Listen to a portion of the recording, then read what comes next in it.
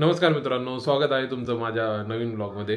आज डे 3 आहे आणि आजची दिवसाची मी सुरुवात केलेली आहे। तर तुम्ही बघू शकता की आय गेस 10 वाजून 14 मिनटं झालेले आहेत आणि माझ्या ब्लॉगची मी आत्ता सुरुवात करत आहे। तर मित्रांनो, अजून मी फ्रेश नाही झालेलो आहे, आता मी लॉग इन करणार आहे। आज थोडा लेट झाला।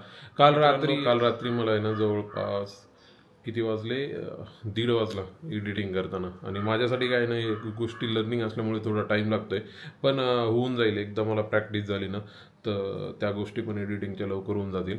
आणि थोडा वेळ जातो आहे, फार एफर्ट घेत आहे मी। तर प्लीज मी हे जे कंटेंट रोज टाकत आहे, तर ह्यासाठी तुम्ही प्लीज माझ्या व्हिडिओला लाईक करा, शेअर करा, सबस्क्राईब करा आणि कमेंट करा। तुम्हाला जर आवडत असतील न आवडत असतील, तुम्हाला काय हवं आहे ब्लॉगमध्ये, तर ते पण मला कळेल। तर मित्रांनो, आत्ता आहे ना थोडा आमच्या खिडकीच्या साईडचा व्ह्यू दाखवतो तुम्हाला। तर पक्ष्यांचा आवाज येतो आहे, हिरवळ आहे। जास्त व्ह्यू इथून नाही आहे बाल्कनी नसल्यामुळे, पण खिडकीमधून मी जेवढं पॉसिबल होईल तेवढं तुम्हाला दाखवतो। तुम्ही बघू शकता ह्या साईडला एक सोसायटी आहे आणि जसं कॅमेरा मी इकडे इकडे फिरवतो, थांबा हा बघितलं, ह्या साईडला मस्त असा आवाज येत आहे इकडे।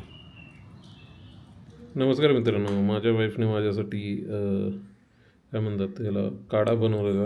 अद्रक, लिंबू आणि हळद हे मिक्स केलेलं आहे। बेसिकली हे पित्तासाठी चांगलं असतं की, आणि मला ॲसिडिटीचा इश्यू आहे थोडा, तर त्यासाठी तिने हे बनवलेलं आहे।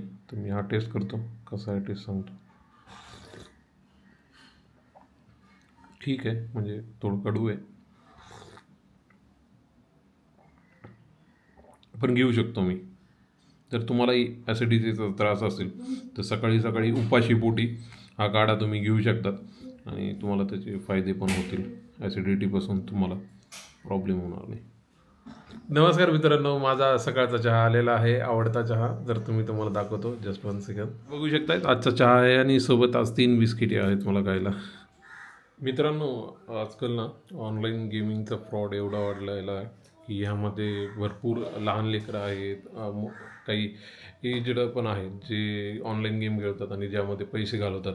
तर लोक पैसे घालूनसुद्धा त्यानंतर फ्रस्ट्रेशनमध्ये येऊन घरचे काय म्हणतील किंवा ताणतणावामध्ये सुसाईडसुद्धा करत आहेत। तर ही एक वाईट गोष्ट आहे मित्रांनो। थोड्याशा पैशांसाठी तुम्ही म्हणजे असे डिसिजन घेतात आणि लॉसमध्ये पण जातात, तुमच्या फॅमिलीचं पण तुम्ही नुकसान करतात। आणि त्याचबरोबर तुम्ही आत्महत्या केल्यानंतर तुम्ही ह्याचा विचार पण करत नाही, तुमची बायको असेल किंवा लग्न नसेल झालं तर तुमच्या आईवडिलांचं काय होईल। म्हणजे आज त्यांचं एज झालं आहे आणि ज्यावेळेस तुम्ही त्यांची डिपेंडन्सी व्हायला पाहिजे तर तुम्ही जाणार। तर हे फार अवघड आहे, कारण काही दिवसाखाली मी परळीहून ज्यावेळेस पुण्याला येत होतो त्यावेळेस एक प्रतिष्ठित व्यक्ती होते, तर त्यांच्यासोबत पण माझं कन्व्हर्शन झालं। तर आमचा असाच एक मित्र होता की तो पण ह्या गोष्टीमध्ये फसला होता आणि एवढा लोड झाला की त्याला लोक पैसे मागत होते सारखे। त्यानं फार उधारी पण केली होती, तर त्यानंतर त्यानं सुसाईड केला आणि आज तो नाही आहे। तर मित्रांनो, कसं राहतं ना, हे ऑनलाईन गेमिंगमध्ये थोड्याशा पैशासाठी आपण काय करतात, हे करतात, आपले सगळे पैसे गुंतवून टाकतात। तर ह्यामध्ये तुम्ही पडू नका, कारण की एक तर नुकसान आहे आणि कसं मेंटॅलिटी ही राहत नाही।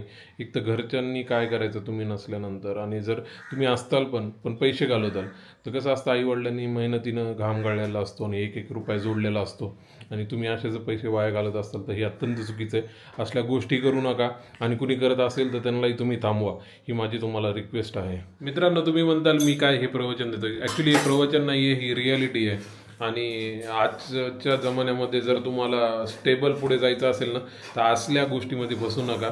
आज मी थोडा टाईम जास्त घेतला आहे ह्या गोष्टीमध्ये, ऑनलाईन गेमिंगचा, पण फार न्यूज येत आहेत मित्रांनो। सर्वात जास्त होणारा प्रकार जो असेल महाराष्ट्रात नाही, ओव्हरऑल इंडियामध्ये असेल, भारताच्या बाहेरसुद्धा असेल।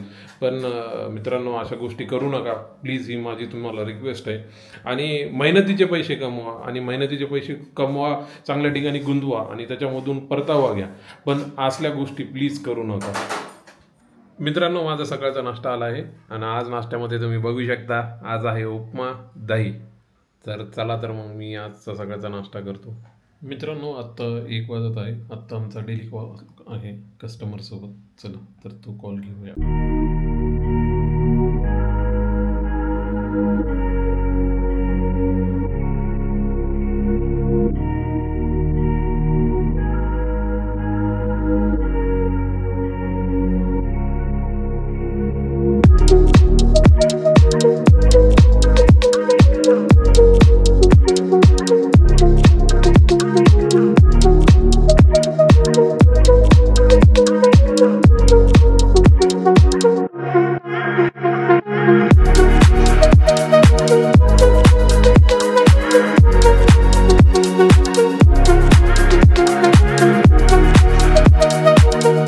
जस्ट माझी आत्ता आंघोळ झालेली आहे आणि लंचचा टाईम झालेला आहे, तर मी आता लंचला जातो.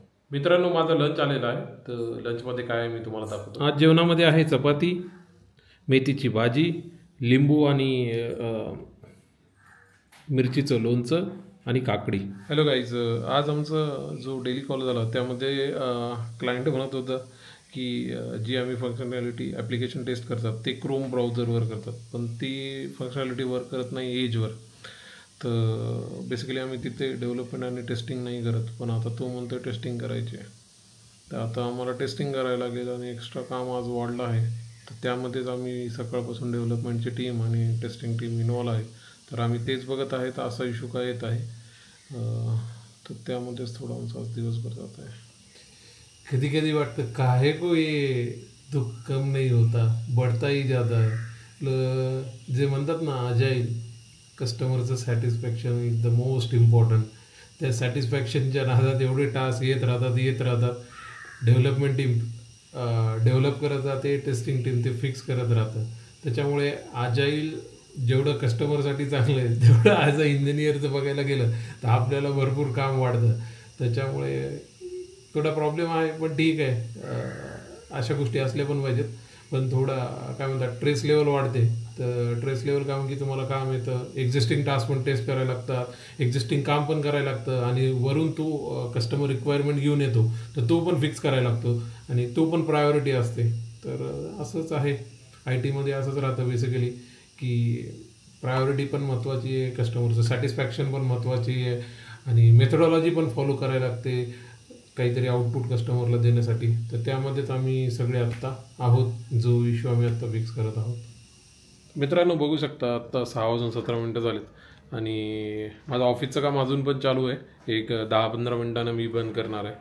तर आज थोडा वर्कलोड होता, कारण उद्या आमचा अजून रिव्ह्यू आहे जसं मी म्हणलं होतं थर्सडेला.